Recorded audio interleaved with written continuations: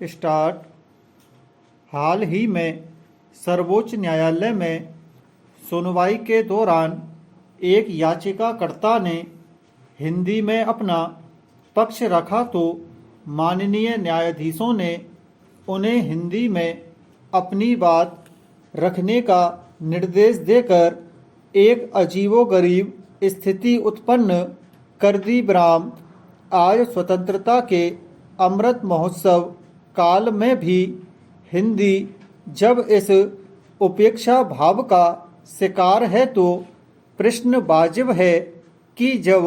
संविधान ने देश के नागरिकों को अपनी भाषा में अभिव्यक्ति की स्वतंत्रता प्रदान की है तो आखिर यह मौलिक अधिकार न्याय मंदिर के पवित्र द्वार पर जाकर ठिठकते हुए निशब्दता की स्थिति में क्यों है। ब्राह्म देश के मूल रूप से अंग्रेजी बोलने वालों की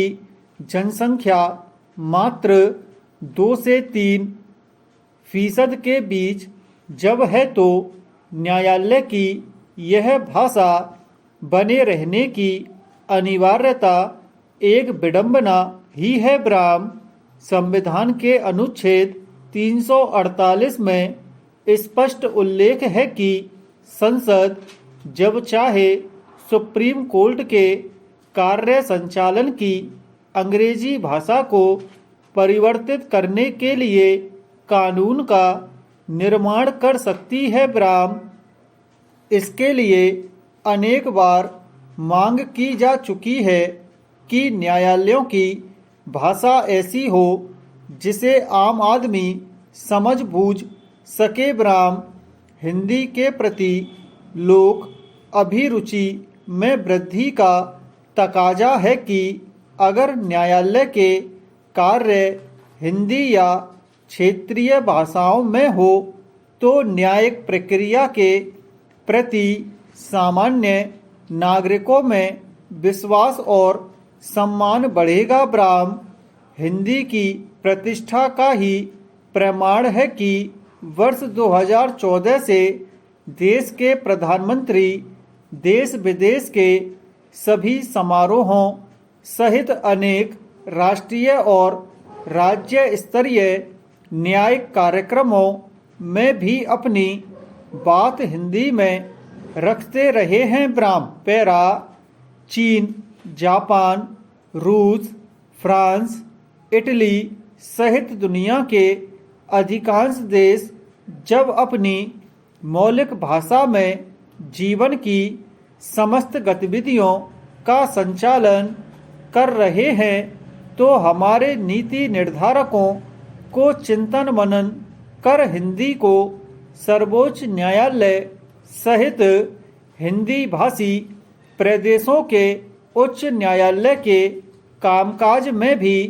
हिंदी का प्रयोग सुनिश्चित कराना चाहिए। ब्राह्म अंग्रेजी को मिथ्या मर्यादा के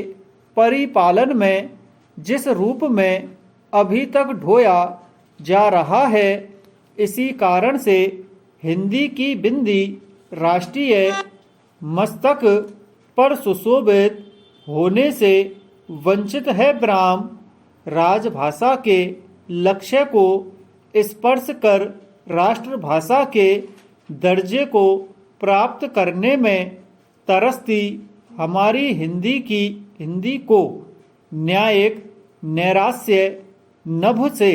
निकलने की जरूरत है। ब्राह्म राज्यों के विधानमंडलों तथा संसद को वोट की राजनीतिक राग से मुक्त होकर इस राष्ट्रीय प्रसंग को भाषाई हित में गंभीरता पूर्वक संविधान संशोधन के लिए सचेष्ट होना चाहिए। ब्राह्म बेहतर होता अगर इस ज्वलंत लोक प्रसंग को देश के न्यायिक संस्थानों द्वारा पहल करके अंग्रेजी भाषा की दासता से मुक्ति की दिशा में निर्णायक भूमिका निभाई जाती। ब्राह्म पैरा दुनिया भर में जलवायु परिवर्तन की वजह से कैसी समस्याएं खड़ी हो रही हैं, इसके क्या कारण हैं, इसमें किसकी कितनी भूमिका है और इसका खामियाजा किसे उठाना पड़ रहा है, ये सब जग जाहिर तथ्य रहे हैं ब्राह्म। लेकिन सालों से इस पर चिंता जताए जाने के बीच होते आ रहे अंतर्राष्ट्रीय सम्मेलनों में शायद ही कभी विकसित देशों ने समस्या के गहराते जाने में अपनी जिम्मेदारी स्वीकार करने का साहस दिखाया ब्राह्म। इसके उलट जलवायु परिवर्तन या बढ़ते तापमान में कार्बन उत्सर्जन को मुख्य कारण बताकर विकासशील और गरीब देशों को कटघरे में खड़ा करने की कोशिशें जरूर की गईं ब्राह्म, जबकि तीसरी दुनिया के देश दरअसल इस समस्या में विकसित देशों की सुविधाओं के पीड़ित रहे ब्राह्म। अनेक मौकों पर भारत सहित दुनिया के कई देशों ने इस पहलू पर विकसित देशों का ध्यान आकर्षित करने की कोशिश की, मगर ऐसे सवालों की आमतौर पर अनदेखी की जाती रही ब्राह्म। समर्थ देशों की ओर से अपनी जिम्मेदारी से पल्ला झाड़ने और आरोप दूसरों पर मढ़ने की यह प्रवृत्ति इस समस्या के वास्तविक और दीर्घकालिक नतीजे देने वाले समाधान का रास्ता तैयार नहीं कर सकती थी ब्राह्म। पैरा जाहिर है तीसरी दुनिया के देश यह सोचने पर मजबूर हुए कि अगर वे कार्बन उत्सर्जन की समस्या के भुक्तभोगी हैं तो इसके प्रमुख जिम्मेदार देशों को अपने रवैये पर पुनर्विचार करना होगा ब्राह्म। शायद विकासशील देशों के इसी रुख से उपजे दबाव का यह हासिल है कि इस बार मिस्र के शर्म अल शेख में रविवार को संपन्न हुए संयुक्त राष्ट्र जलवायु शिखर सम्मेलन में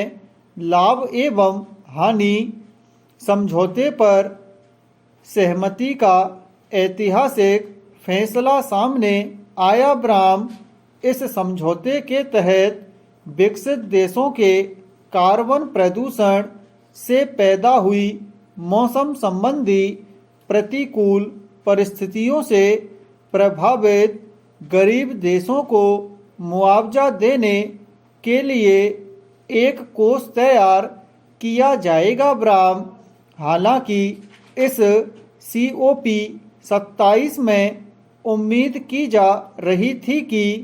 तेल और गैस सहित सभी तरह के जीवाश्म ईंधन के इस्तेमाल को चरणबद्ध तरीके से समाप्त किए जाने की बात को भी समझौते में शामिल किया जाए ब्राह्म। लेकिन इस पहलू पर COP26 में बनी सहमति की तुलना में बहुत कम प्रगति हो पाई ब्राह्म। गौरतलब है कि तेल और गैस सहित सभी जीवाश्म ईंधनों के इस्तेमाल को धीरे धीरे खत्म करने का प्रस्ताव भारत ने दिया था और यूरोपीय संघ सहित अमेरिका और कई विकसित एवं विकासशील देशों ने इसे समर्थन दिया था ब्राह्म।